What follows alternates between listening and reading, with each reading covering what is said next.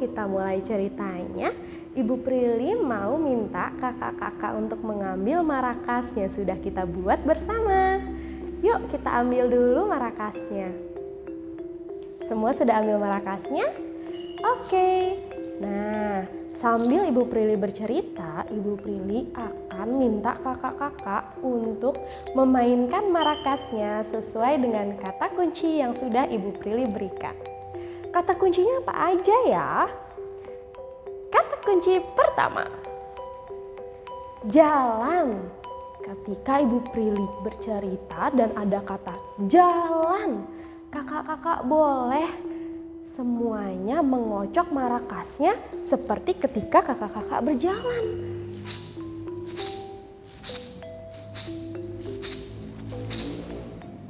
Kata kunci kedua, lari. Nah, ketika Ibu Prilly bilang lari, kakak-kakak boleh mengocok marakas kakak-kakak seperti orang berlari sekencang-kencangnya. Kata kunci ketiga adalah berjinjit. Kalau Ibu Prilly bilang jinjit, jalan pelan-pelan. Kakak-kakak boleh memainkan marakasnya pelan-pelan dengan suara yang lembut, selembut mungkin. Sampai di sini sudah ingat semua kata kuncinya? Cerita ini berjudul Timun Mas. Cerita ini bermula di sebuah desa. Ada seorang wanita tua bernama Mbok Sarni. Mbok Sarni sangat mendambakan kehadiran anak. Dia hidup sebatang kara.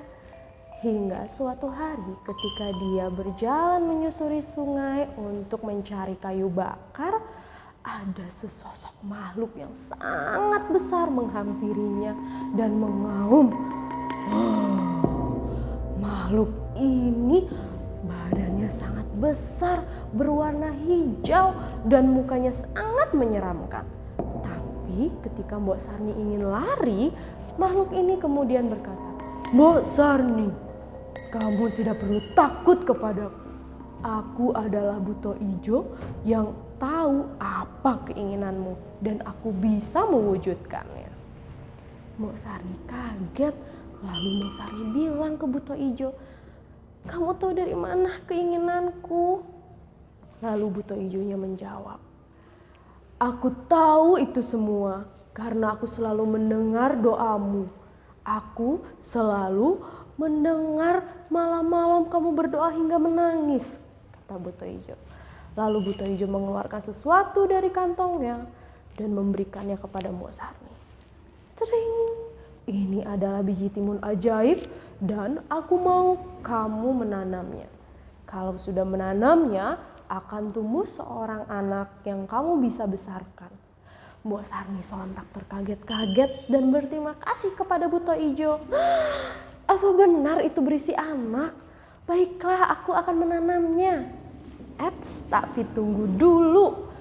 Aku punya syarat, kata buto ijo. Apa syaratnya? Syaratnya adalah kamu harus menyerahkan anak itu kepadaku ketika dia berumur 10 tahun. Karena aku akan memakannya. Tapi karena Mbok Sarni sangat merindukan kehadiran seorang anak, maka Mbok Sarni mengiyakan syarat dari buto ijo. Mbok Sarni mengambil biji ajaib itu dari buto ijo dan menanamnya di pekarangan rumahnya. Betul saja, di pekarangan rumahnya tumbuh timun ajaib berwarna emas. Ketika dibelah, ada bayi dan dinamakan Timun Mas. Timun Mas dan Mbok Sarni hidup bahagia hingga 1 minggu sebelum ulang tahun Timun Mas yang ke-10. Mbok Sarni cemas karena dia ingat dengan apa yang sudah dia janjikan kepada buto ijo.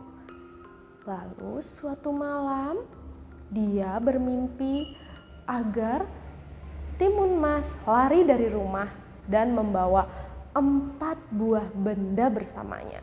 Benda pertama adalah biji timun, benda kedua adalah jarum, benda ketiga garam, dan benda keempat terasi. Hari yang ditakutkan itu pun tiba. Pagi-pagi sudah terdengar lolongan buto ijo dari kejauhan. Oh, mana Timun Mas?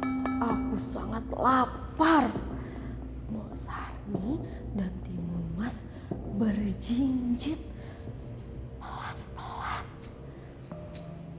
menuju keluar dari rumah dan berlari sekencang-kencangnya hingga buto ijo hampir menangkapnya. Lalu dia baru melihat buto ijo mendekat dan dia lempar benda pertama. Timun Mas melempar benda pertama, yaitu biji timun. Biji timun itu lalu berubah menjadi sulur timun dan mengikat buto ijo. Sayangnya buto ijo itu sangat kuat, lalu buto ijo bisa terbebas dari biji timun. Buto ijo kembali mengejar Timun Mas dan dia berlari hingga dia lelah dan dia berjalan semakin pelan.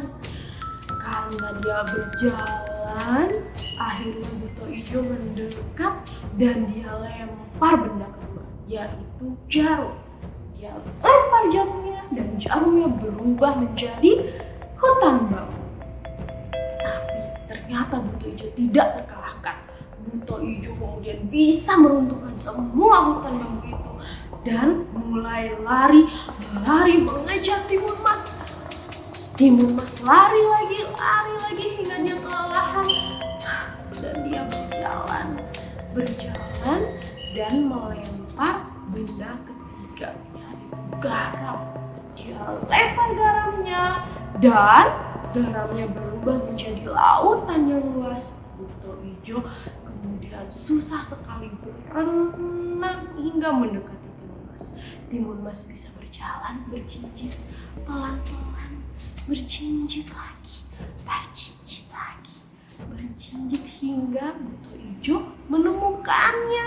Dia berlari lagi dan sekarang benda terakhir dia lempar, yaitu terasi. Terasinya berubah menjadi lahar yang panas sekali dan buto ijo akhirnya tenggelam di dalam lahar. Timun Mas kemudian berjalan dengan riang kembali pulang ke rumah dan bertemu Mbok Sarni. Itu adalah cerita tentang Timun Mas dan buto ijo. Terima kasih sudah mendengarkan cerita dari Ibu Prilly. Sampai jumpa di cerita